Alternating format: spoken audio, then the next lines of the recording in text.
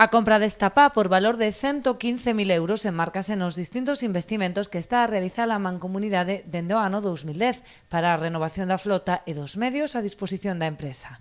Acabamos de recibir na planta de tratamento de residuos de Serbia, acabamos de recibir unha pala cargadora con cazo volteador que adquiriu a Mancomunidade a través do Fondo de Compensación Ambiental, unha pala cargadora que nos custou 115.000 euros e que se ven a sumar o resto de inversións que a Mancomunidade de Serra do Barbanza xa repuxo como cumprimento ao contrato que ten coa concesionaria FCC. Na Xunta Xeral da Mancomunidade celebrada a pasada tarde acordouse impoñer unha nova penalidade á FCC polas deficiencias detectadas no servizo en marzo.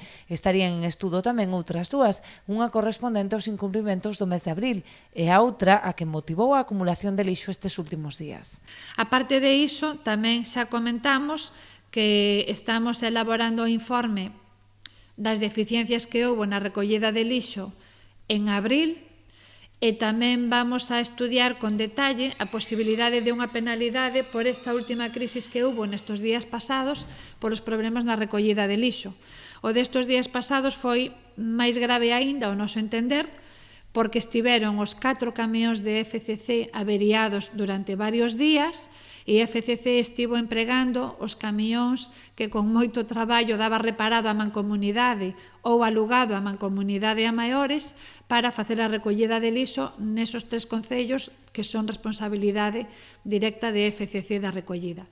E entón, nos parece que os incumprimentos son graves, moi graves. Por outra banda, a presidenta da Mancomunidade deu conta das súas sentenzas favorables que ven de recibir a entidade. Unha obriga ao pago de 2 millóns de euros pola revisión de prezos, fronte aos 4 que reclamaba a empresa. A outra rebaixa en 100.000 euros os intereses de demora reclamados por FCC en concepto de retraso nos pagos.